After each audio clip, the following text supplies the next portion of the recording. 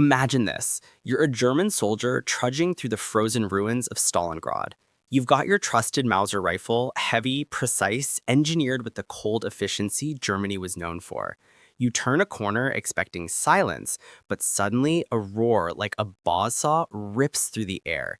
71 bullets scream toward you in just seconds, bouncing off walls, shattering bricks, and cutting down anyone in their path. That, my friends, was the moment when German laughter at the ugly Soviet PPSh-41 died in their throats. What looked like a crude wooden toy was in truth one of the most terrifying weapons ever carried by infantry in World War II.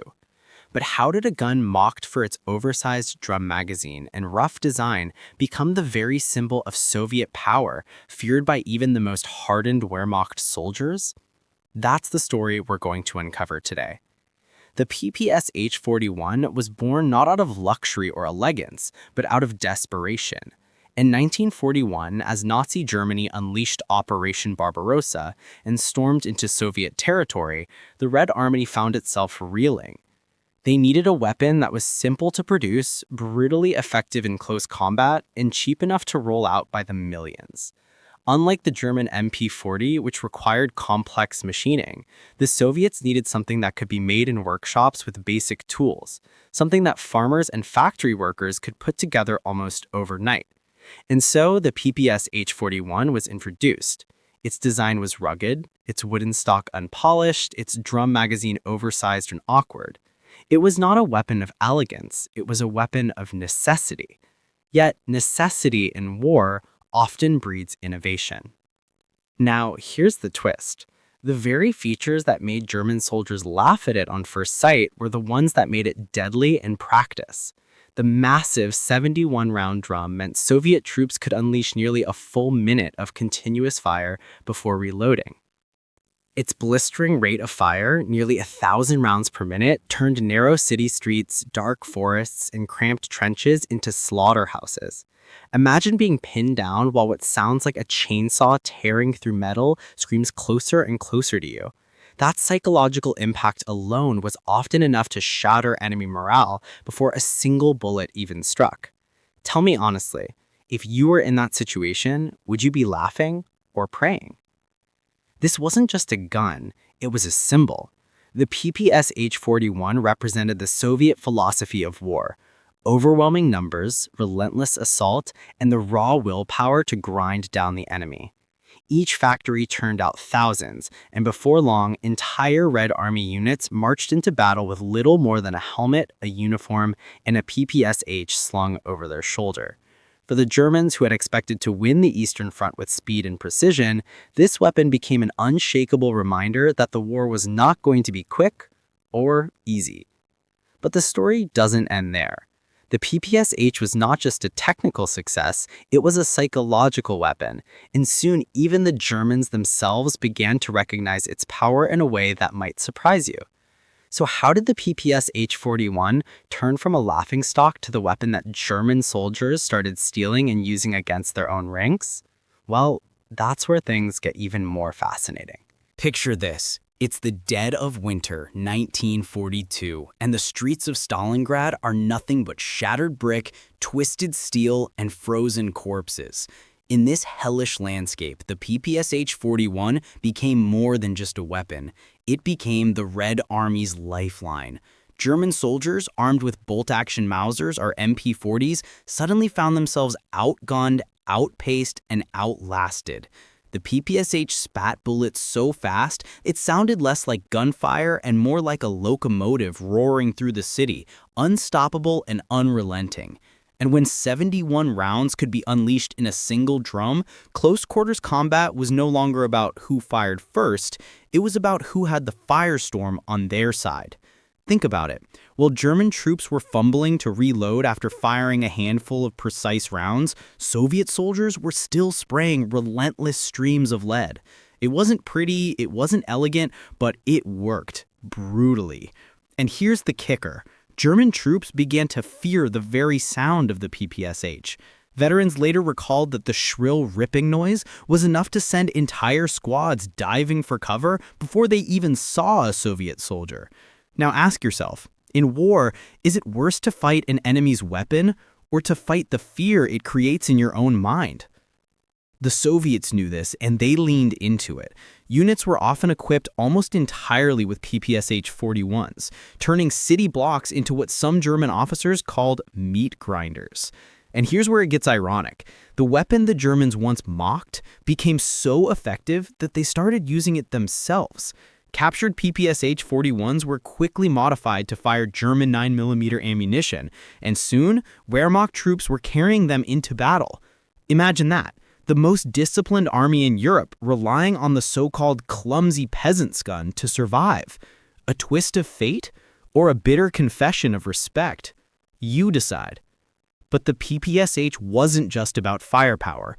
It was about survival on the Eastern Front, a battlefield where the environment was as deadly as the enemy.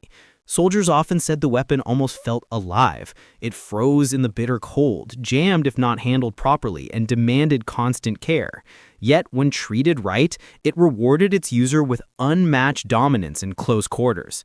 And let's not forget the sheer psychological warfare of seeing entire platoons storming with these guns blazing, like a tidal wave of fire and fury. If you're wondering why German offensives stalled, look no further than the streets where PPSh fire echoed day and night. Now, pause for a second. Doesn't this sound like more than just a story about a gun? It's about how perception flips in war. What starts as weakness can become strength. What seems crude can become genius. The PPSh wasn't designed to be pretty, it was designed to win. And it did. But the story doesn't stop with German fear or Soviet pride. There's still one more chapter, one that reveals how the PPSh became a lasting symbol not just of the Soviet struggle, but of the brutal reality of modern warfare itself. By the closing years of World War II, the PPSh-41 was no longer just a tool of war. It had become an icon.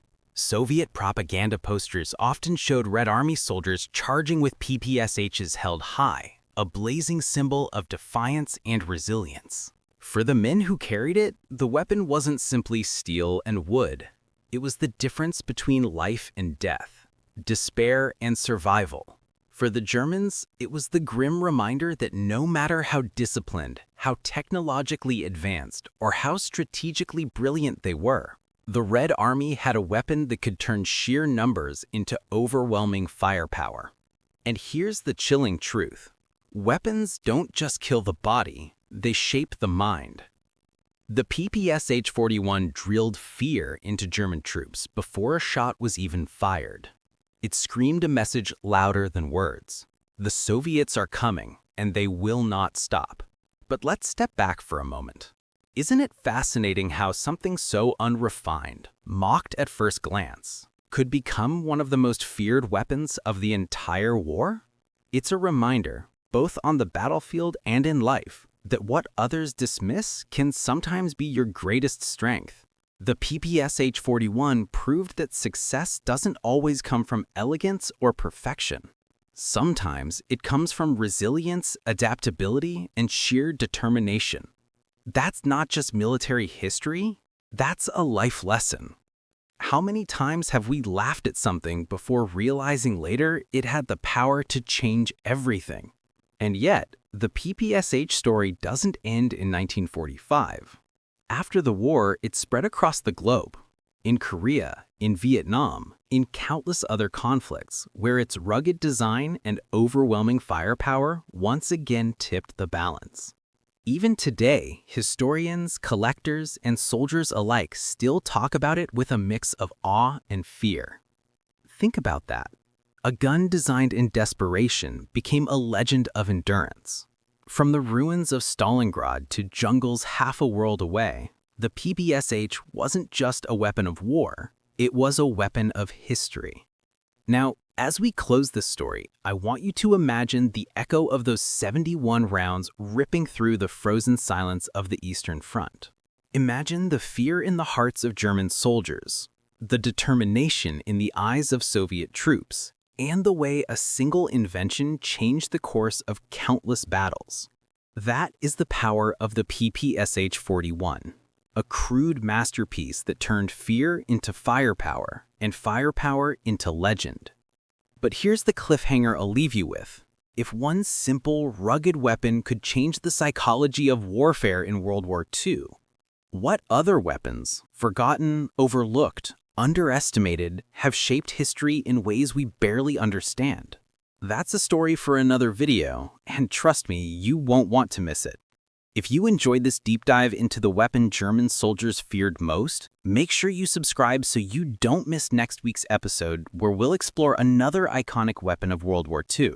One that didn't just fight battles, but changed the very tactics of modern war. Click on the video right here to continue the journey into forgotten truths of history.